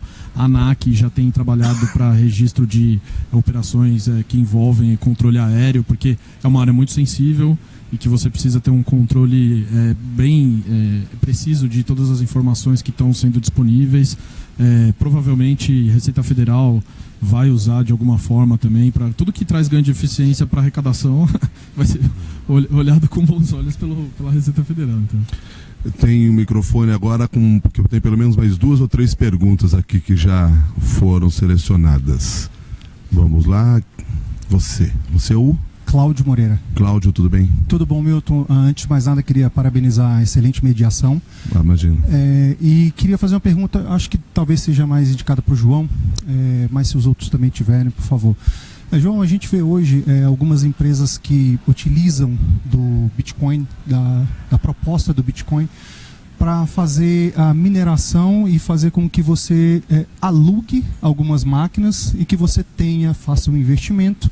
E através desse investimento você tem os seus ganhos diários e a gente, não sei se você, com certeza você deve ter ficado sabendo sobre a CryptoCoin, que houve uma fraude enorme. Não sei exatamente o que aconteceu, o que ela prometia que não entregou. E a gente ainda vê outras empresas no mercado fazendo a mesma proposta. Uma das Miner World, que diz que é uma das que estão aí top, Qual que é a sua avaliação com relação a isso? Ao processamento realmente é real? Como é que é isso? Qual que é a sua visão com relação a isso? Eu acho que o mercado financeiro não chegou a esse nível de regulação que existe hoje sem motivo, tá? Porque havia muito golpe. Então, com criptomoedas, com Bitcoin, não é diferente. Então, o amigo aí citou um caso recente que o Ministério Público pegou até de um grupo em Brasília que criou uma moeda chamada CryptoCoin, que basicamente era nada, era uma miragem. Então ele colocou lá no site dele, olha, invista tanto aqui, tem tantas moedas, e ele ficava aumentando o númerozinho de moedas todo dia lá no site que ele criou e ele controlava. Não tinha absolutamente nada a ver com Bitcoin, com criptomoeda, com blockchain, com nada disso. E aí fica o desafio, olha, como é que eu vou explicar para minha mãe, para minha avó que o Bitcoin é um blockchain, uma tecnologia revolucionária, única, garante um consenso distribuído através de protocolos novos, recém-criados, que até então não existia, de um sitezinho lá que bota um valor aumentando, entendeu?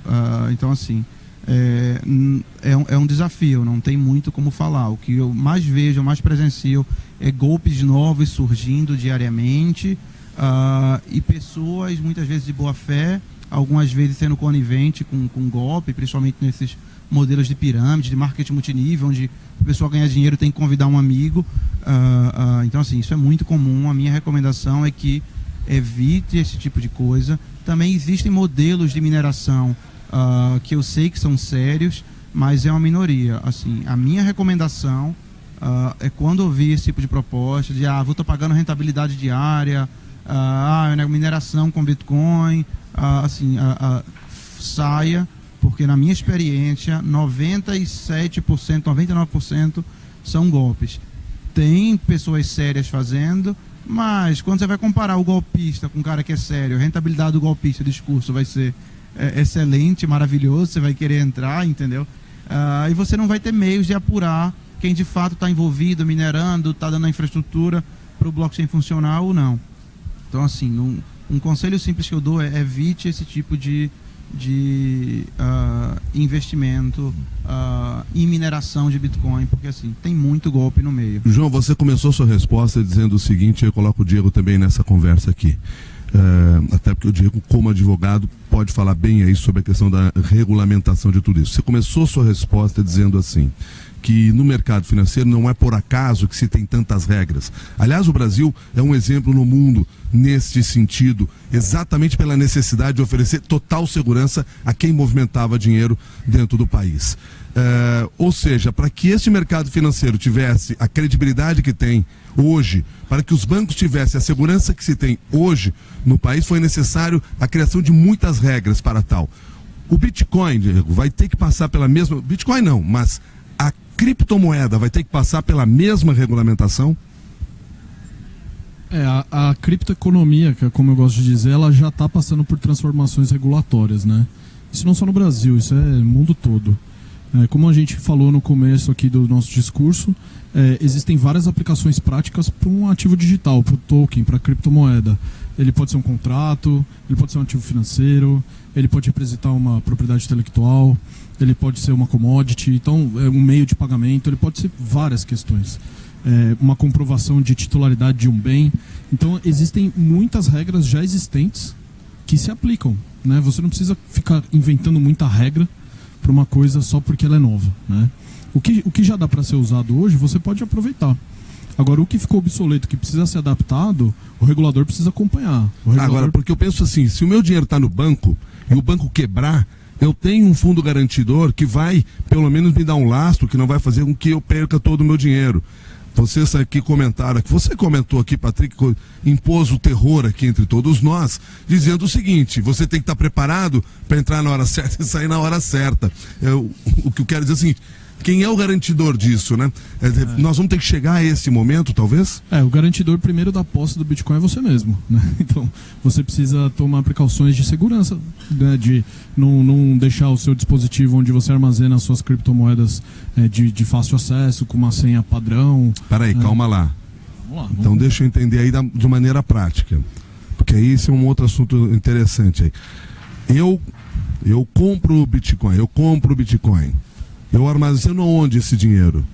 Você compra ele nos ambientes de negociação de Bitcoin, que são as exchanges ou corretoras. Tá. Cheguei na corretora lá, comprei. Esse dinheiro vai para onde? Isso. Inicialmente, esse Bitcoin fica lá na corretora. Tá lá? Numa chave pública que está direcionada para o seu Bitcoin que você comprou, as moedas que você comprou. Você pode tirar ele de lá. Eu tiro de lá porque eu tenho essa chave. Isso, exatamente. Você pode tirar ele de lá e depositar ele numa chave privada sua. Que é o quê? Que é uma wallet. A wallet pode ser um aplicativo no celular, ela pode ser um pendrive. Tá lá no aplicativo do meu celular.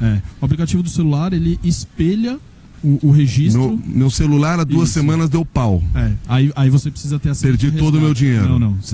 Você tem a senha. Não, porque começou a ficar mais inseguro isso para mim, entendeu? Se você tá andando na rua com o seu celular e vem alguém e roubou meu celular. Ele não roubou suas bitcoins. Pois é, não, é isso. Ele roubou o espelho das suas bitcoins. Mas eu tenho acesso a esse Bitcoin. Tem acesso, exatamente. Mas como é que é feito esse acesso? Com senhas. Você precisa guardar muito bem as suas senhas. Você precisa proteger muito bem as suas senhas. Sempre sai notícia. Daquela maneira que a gente mantém as nossas todos seguranças, com senhas simples, como 1, 2, 3, 4, 5, 6. Às vezes saem notícias, não sei quantas dezenas de milhares de bitcoins foram hackeados, foram roubados de não sei aonde. Ele não foi extraído da blockchain, a blockchain é só o registro. Ele foi extraído de alguma vulnerabilidade que ou o usuário ou o operador daquele serviço. Eu posso guardar no meu computador, por exemplo. Você pode guardar no seu computador, mas e se alguém entrar no meu computador, tiver a senha lá... Aí levou, aí você perdeu. Mas é a mesma coisa, você pode guardar a senha do seu banco num post-it no seu computador ali. Alguém passou, viu, entrou e transferiu todo o dinheiro ou sacou. É a mesma. Por isso que você diz, você é o garantidor desse processo. Exatamente. Você tem que ter a consciência de que você está trabalhando no meio digital e que você tem que criar toda a segurança. Quando você está negociando, aí você precisa ter conhecimento e ciência de que você pode perder por causa de movimentos bruscos de mercado. Como foi falado aqui em toda a apresentação. Criptomoedas em geral, elas são marcadas a mercado, é free floating, é demanda e oferta. Pode acontecer que no mesmo dia ela caia 10%. E numa mesma operação você perca 10%. Então aí você precisa ter ciência disso e a gente sugere que você não invista ou não aplique recursos mais do que você está disposto a perder quando você for caminhar para esse tipo de negociação. Só lembrando que o fundo garantidor de crédito, ele só garante 250 mil, ou seja, se você tiver R$1 milhão, a melhor forma de aplicar é colocar 250 mil em cada banco, é a única forma de você garantir o teu R$1 milhão. Então não é muito diferente o Bitcoin. Na verdade, eu ouso dizer que ele é tão volátil quanto uma ação na bolsa. Só, eu vou colocar... Aliás, quando eu cheguei aqui, eu estava ouvindo o Carlos Alberto Sadenberg falando que a bolsa estava em queda de 2%, por causa da declaração de ontem do Temer em relação à Previdência. Sim. A bolsa faz isso o tempo todo, mas quem investe na bolsa sabe dessa realidade e está preparado para esse cenário. É a mesma coisa, você tem que se preparar. Porque quando você investe na bolsa, ninguém oferece o paraíso, né? Exatamente, tipo, eu já perdi dinheiro na bolsa, já perdi 30% em um ano, falei, puxa, o que eu vou fazer? Vamos colocar em outro ativo e você realiza, perdi, acabou. É a mesma coisa o Bitcoin, se você olhar para ele como um ativo, igual o João falou aqui o tempo inteiro, você tem chance de fazer dinheiro, mas você tem que saber que é não vou nem falar alto, vou falar altíssimo risco. Então, você pega um pedacinho pequeno do teu patrimônio e fala, isso aqui é altíssimo risco. Exemplo, você foi lá e colocou R$1.000 em altíssimo risco do teu patrimônio de 10 mil, se esses 1.000 virar 5 mil no final do ano, opa, deixa eu torrar aqui os 4 mil, eu vou reinvestir. Então, por exemplo, a minha estratégia, compartilhando com vocês, eu vou lá e coloco 25 mil. Se no final do próximo ano, na mesma data, eu tenho 75, eu pego 25 e coloco de volta os 50. Eu estou sempre nisso aí, o que vier é lucro. Então, todo ano eu tenho um dinheirinho que está entrando ali, mas é altamente especulativo. Eu poderia ganhar, como também poderia perder 100% e paciência. Então, você tem que ter uma estratégia muito bem definida e ficar na estratégia é muito importante, né? Meu sócio esses dias perdeu grana com Bitcoin porque ele colocou lá um robô que ele achou não sei aonde, que estava vendo a volatilidade da coisa, estava comprando, tipo, 4 triplicou em 3, falou, puta, tô rico. 6 dias depois não tem mais nada, perdi tudo. Então você tem que ter uma estratégia muito bem traçada, não pode ser uma estratégia tão arriscada na minha visão, porque o Bitcoin já é arriscado por si só e se mantém nessa estratégia. João acho Paulo. interessante essa questão regulatória que a gente falou. Assim, não tem como o Bitcoin em si ser regulado, isso é impossível. Assim, Bitcoin é uma coisa real, tá no blockchain, o blockchain meio que materializa aquilo. Mas é extremamente importante que haja movimentos reguladores para coisas como o que a gente chama no mercado financeiro de suitability. Então, olha, quando você vai para uma corretora, a corretora te faz um questionário, vê qual tipo de produto você pode investir, o que é que você conhece, e ela não vai nunca permitir que você opere um derivativo se você não tem informação e conhecimento para operar um produto financeiro mais sofisticado. Bitcoin, como ele é entendido como uma commodity, não existe nenhum tipo de controle, qualquer pessoa pode falar qualquer coisa. Então é comum ver pessoas como responsável falando, olha, compra Bitcoin que isso vai acontecer. E isso dá margem para aquele tipo de golpe da CryptoCoin. Então uma empresa cria qualquer coisa lá e fala, olha, compra isso que isso vai valorizar, isso vai ser o futuro. Então, uma regulação que poderia fazer sentido, ela é muito mais no tocante à comunicação e a quem pode negociar e operar esse tipo de ativo não financeiro do que regular ou tentar regular as criptomoedas em si. Eu não sei se eu perdi alguma coisa aqui, mas o microfone não está na mão de ninguém, né? Então eu posso seguir por... Ah, tá em sim. Então eu perdi sim. Tá lá. Por favor, seu nome. Último Mariz, meu nome. A minha pergunta diz respeito à formação do sistema Bitcoin. Eu queria entender quais foram as instituições ou as corretoras que iniciaram esse processo e se já começou com esses 21 bilhões que hoje tem essa questão finita aí com relação ao ativo. Então, a gente precisa entender que Bitcoin é como se fosse uma internet. Assim, então, ninguém é dono, tá? Quem começou a internet começa a partir de um código-fonte desenvolvido para permitir comunicação entre duas partes. Então, o Bitcoin ele surgiu também como um código-fonte, tá? Que garantia que essa tecnologia de consenso distribuído, que essa tecnologia de blockchain funcionasse.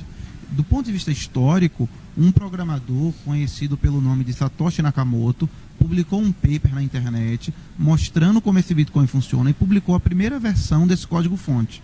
Essa pessoa, ela nunca apareceu. Então, de forma online, ela gerenciou a comunidade, convidou pessoas a participar, ajudou a desenvolver esse código-fonte e daí a tecnologia começou a evoluir. Mas o valor, de fato, é o código-fonte que o Satoshi criou, que ele programou. E nesse código-fonte tinha todas as regras do protocolo. A mais importantes é essa, olha, que os bitcoins são limitados a 21 milhões de unidades, quanto o minerador vai ganhar, como é a inflação, como é a deflação no caso do Bitcoin.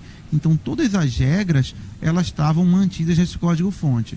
Com o passar do tempo, a própria comunidade e o Satoshi, vale comentar, o criador original, ele sumiu, ele se afastou do protocolo a partir do final de 2010, começo de 2011. Ninguém sabe nem se ele está vivo ainda, tá? E a melhoria, as evoluções desse protocolo, desse código-fonte, foram sendo mantidas, evoluídas pela comunidade como um todo. E aí, quando acontece divergências na melhor forma que o código-fonte do Bitcoin, que o software do Bitcoin tem que evoluir, aí que acontece aqueles conhecidos forks que a gente já falou aqui. Mas, enfim, a grande beleza, a grande magia tecnológica é um código-fonte, um programa de computador que ele roda de forma descentralizada por toda a internet e ele garante integridade, garante que ninguém consegue fraudar o sistema como um todo, tá? Então, nada mais é um Bitcoin do que um programa de computador. Agora, João Paulo, hoje tem as corretoras que são específicas de criptomoeda, Foxbit, da qual você é cofundador, é um exemplo, mas hoje já grandes corretoras que atuam em outros mercados e instituições bancárias já estão desenvolvendo áreas específicas para criptomoeda ou para criptoeconomia, como me ensinou aqui o Diego Pérez. Isso já existe. Sim. Isso é um movimento que está acontecendo, tá? Hoje eu estou na XP, assumi na XP há poucas semanas já, estou na função de analista de moedas criptográficas e estou ajudando a difundir e educar sobre Bitcoin e blockchain lá dentro. Você vê instituições financeiras de todo porte olhando para a tecnologia de Bitcoin e criptomoedas, tá? Algumas querendo ofertar esse tipo de produto a clientes, outras instituições ainda olhando para a tecnologia e buscando outro tipo de aplicações, tá? Então ainda hoje é muito comum ver esse discurso, dependendo da instituição que você vai. Eu quero blockchain, não quero Bitcoin. Mas o discurso de, já faz sentido oferecer Bitcoin como instrumento financeiro a meu investidor, esse discurso já é mais comum. E aí, só para mencionar, tá? Semana passada, a CME, que é a Bolsa de Chicago, a maior bolsa de commodities do mundo, anunciou que vai ofertar derivativo de Bitcoin ainda esse ano para os investidores. Então, assim, é um fenômeno que a gente pode amar ou pode odiar, mas definitivamente não dá para ignorar, tá? Tá acontecendo e está acontecendo muito rápido. Jackson tem uma pergunta a fazer. Boa tarde. Minha pergunta é para o João Paulo.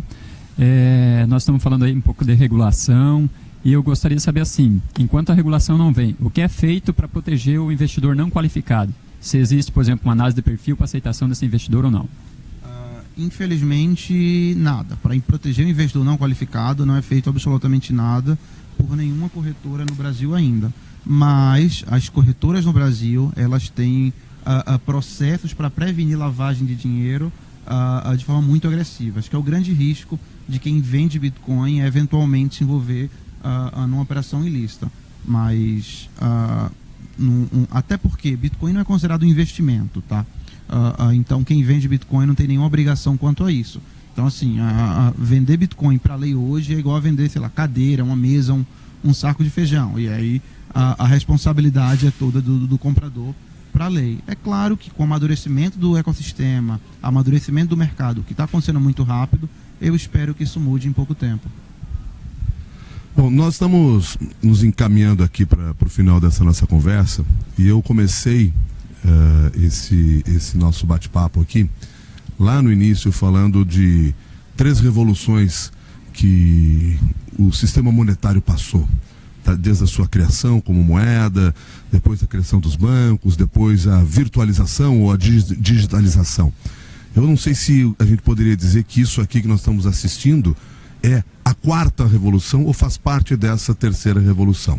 O que eu vou querer de vocês é uma resposta, um olhar final e colaborativo para todos que estão aqui, no que eles devem prestar atenção a partir de agora. Cada um na sua área, quer dizer, estou dizendo cada um na sua área, porque eu quero deixar o Patrick até mais à vontade, porque a gente acabou trazendo o Patrick para dentro da conversa do blockchain e do Bitcoin, quando na realidade ele tem uma plataforma de pagamentos, recebimentos mais tradicional.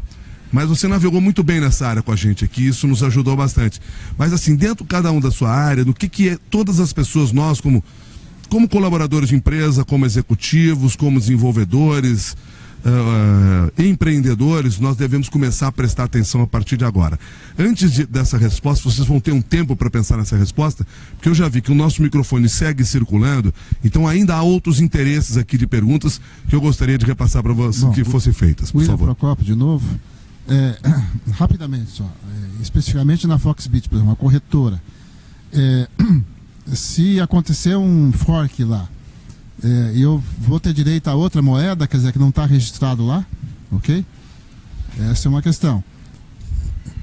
Pergunta difícil. Existe... as corretoras estão querendo saber do ponto de vista legal, do ponto de vista de direito do consumidor, se o investidor lá que deixou o Bitcoin na corretora tem direito ou não. Os advogados estão falando isso, mas em princípio você comprou um Bitcoin, tá? Deixou o seu Bitcoin na custódia de alguém. Essa pessoa custodiou e tem a dívida com você de dar um Bitcoin de volta. Só que por uma mudança lá, alguém reconheceu, um terceiro reconheceu, olha, esse Bitcoin virou 2 coisas, tá? Essa pessoa que tinha dívida deve outra coisa ou não? Acho que talvez até o Diego seja mais qualificado para responder do que eu não tinha terminado a pergunta. Essa questão, por exemplo, do Bitcoin, eu consigo, na corretora, colocar um stop no Bitcoin? Você conseguiria, mas as corretoras no Brasil ainda não trabalham com esse tipo de ordem, né? A ordem stop é uma ordem que permite que o investidor consiga vender ou comprar um ativo quando chega a um determinado preço.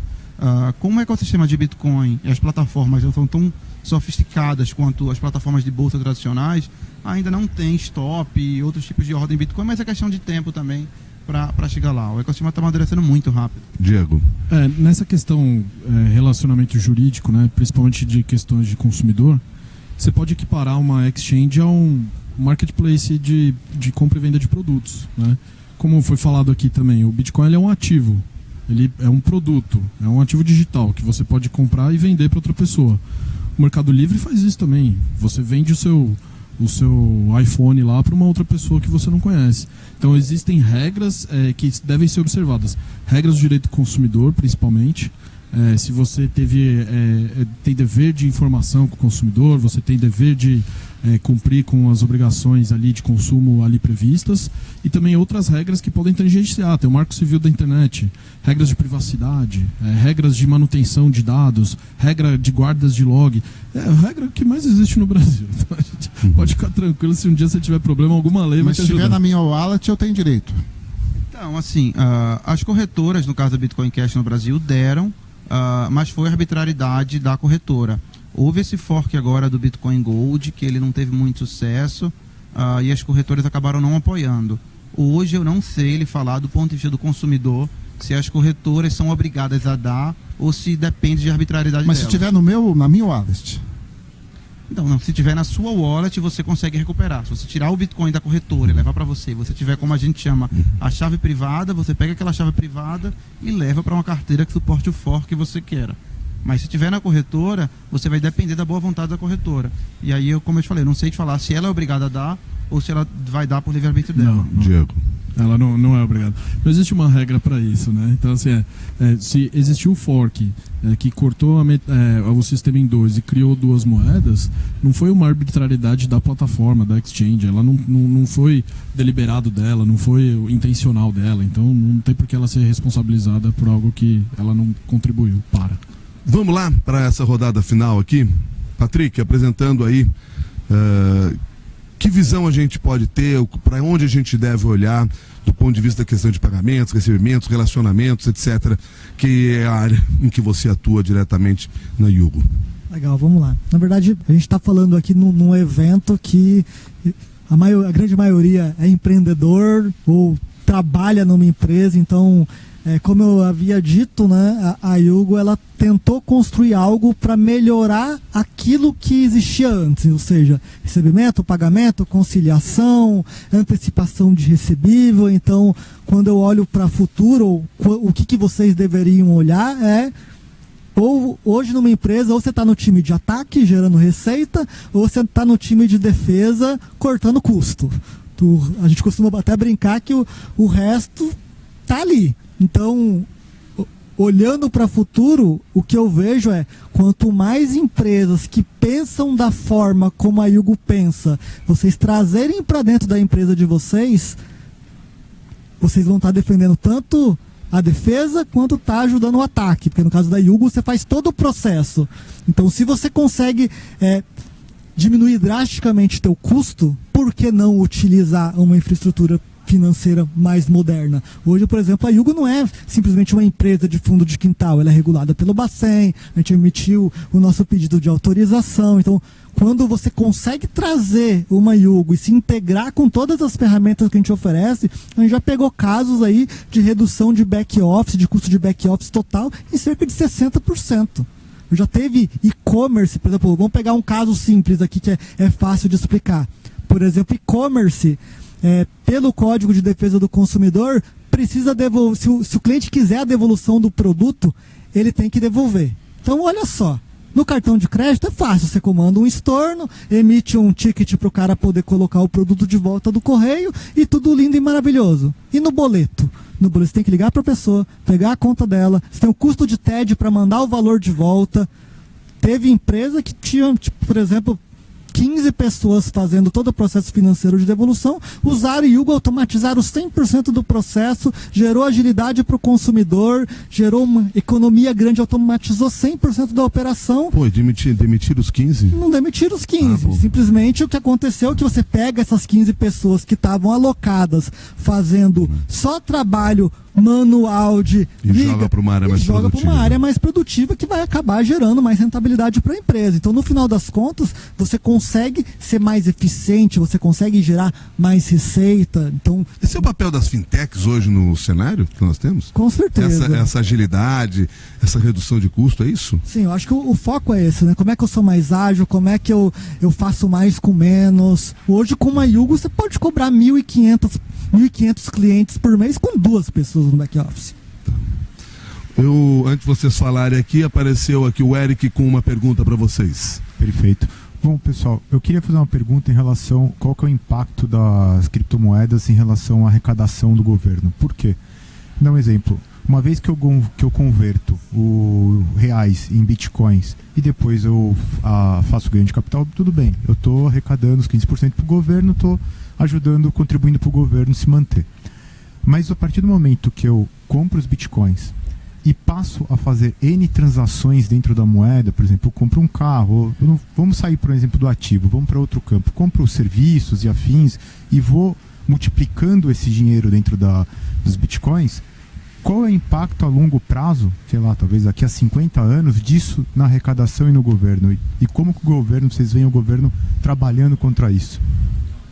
Diego. Nesse sentido, assim, eu sei que alguns governos mais evoluídos ou mais avantes, eles já aceitam até criptomoedas para pagamento de impostos. Então, se você tem Bitcoin, por exemplo, você pode pagar impostos com Bitcoin. Outros governos, por exemplo, da Estônia, né, que é um país do leste europeu que está investindo muito em inovação tecnológica, eles já têm um projeto para desenvolver a própria criptomoeda governamental. Não seria uma moeda que competiria com o euro, porque eles fazem parte da zona do euro e você não pode infringir uma regra comunitária. Mas seria uma moeda para uso em relações com o governo, entendeu? Para consumo de serviços governamentais.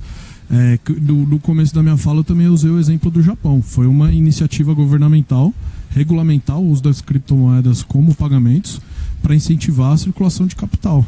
Então, assim, você acaba trazendo eficiência para a transmissão de capital de uma mão para outra de uma forma muito rápida e a prova de fraudes ou muito difícil de fraudar. Só complementando, se você vender um carro em Bitcoin, você é obrigado a emitir nota fiscal do valor do carro em real, tá? Então, o fato gerador de imposto para a venda do carro é a venda, não é a forma de pagamento. Então, assim, você não teria impacto de imposto.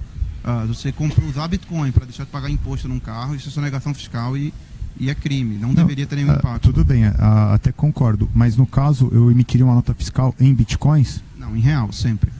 Então, eu teria que fazer uma conversão do caso de uma moeda que, hipoteticamente, eu vendi um carro para você em Bitcoins, mas você não quer converter esses Bitcoins em... Bitcoin é a forma de pagamento, Sim. que para a lei vai ser considerado escambo. Então, você pode comprar um carro, por exemplo, sei lá, utilizando outro carro, pode usar a moto como entrada. Mas a nota fiscal da venda do carro, ela tem que ser sempre definida em reais. Conforme manda a lei, os impostos pagos sempre em reais.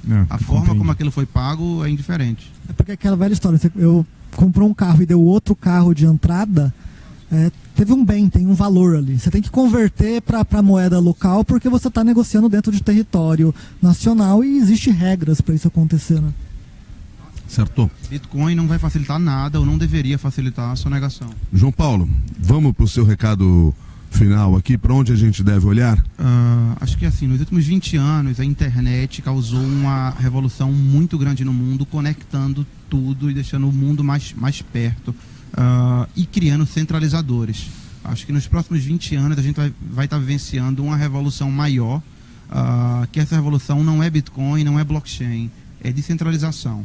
Então, descentralização, eliminação de intermediários e mantendo essa proximidade do mundo. Então, a gente vai ter um mundo cada vez mais conectado, mas sem os centralizadores, sem os grandes bancos conectando, sem as grandes empresas, sem as grandes corporações, e elas que estão, de fato, ameaçadas nos próximos 20 anos, é assim como eu enxergo. Tá? Então, seu negócio é apenas conectar pessoas, se você não agrega valor diretamente ao processo, tecnologias de centralização podem deixar o teu papel com pouca relevância no futuro. E a sua palavra, Diego? Como você falou, estamos vivendo a quarta revolução, exatamente isso. Isso até é um termo que foi muito utilizado no Fórum Econômico Mundial de Davos, né? Um tempo atrás. Que, diga-se de passagem, na última edição se dedicou muito a falar sobre a criptoeconomia. Exatamente, porque a criptoeconomia é a quarta revolução industrial, né? A terceira revolução industrial foi a internet. Então, algumas pessoas falam que a criptoeconomia é a internet dentro da internet. Tá? Por que isso, né? Porque você passa da internet da informação, onde todos estão conectados trocando informação, para a internet de valor, onde essa rede que foi criada e que todos estão conectados passam a transmitir valor, ativos de um lado para o outro de uma maneira descentralizada. O que a gente vive hoje? A gente vive ainda um ambiente rústico dessa nova evolução. Então são poucas pessoas que se familiarizaram, são poucas pessoas que têm a habilidade de usar a chave pública, a chave privada, o wallet e etc e tal. É um processo que ainda não é muito amistoso para o usuário comum. Mas a partir do momento que se criam interfaces gráficas visuais fáceis, quando você baseia o uso dessa tecnologia na necessidade do usuário, no que o usuário precisa, ela começa a se tornar amistosa e é uma inovação que começa a ficar invisível. Assim como hoje a energia elétrica assim como hoje a internet né? E assim como a blockchain vai ser daqui para frente. Então essa é a minha visão de futuro. Hoje, uma senhora de 80 anos consegue usar o WhatsApp muito bem, o Facebook muito bem.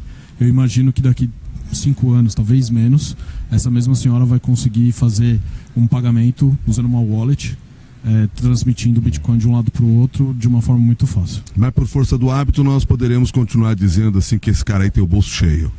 Não tem problema, pode ser isso? Não, tá enchendo ainda, vamos encher. Tá enchendo. Todo mundo aqui vai começar a encher também. Então tá certo. Diego, quero te agradecer aí pela sua participação. Patrick, também muito obrigado pela sua presença aqui entre nós. João Paulo, valeu por todas as explicações e principalmente a todos vocês que lutaram essa sala, muitos que ficaram lá do lado de fora, mas puderam acompanhar essa nossa conversa aí através desse nosso sistema. Nosso agradecimento de coração a todos vocês. Que vocês podem ter absoluta certeza, independentemente da tecnologia, independentemente do meio que a gente esteja, tem só uma coisa que nos move, que é fazer rádio, fazer um produto jornalístico que atenda às exigências e às demandas das pessoas. Porque nós continuamos, por mais tecnologia que tenha, fazer negócios para as pessoas. Esse sempre vai ser o nosso grande objetivo aqui na CBN. Por isso eu agradeço de coração a presença de todos vocês aqui, que colaboraram com as informações e que colaboraram com perguntas e com audiência. Até uma próxima oportunidade. Até mais, gente.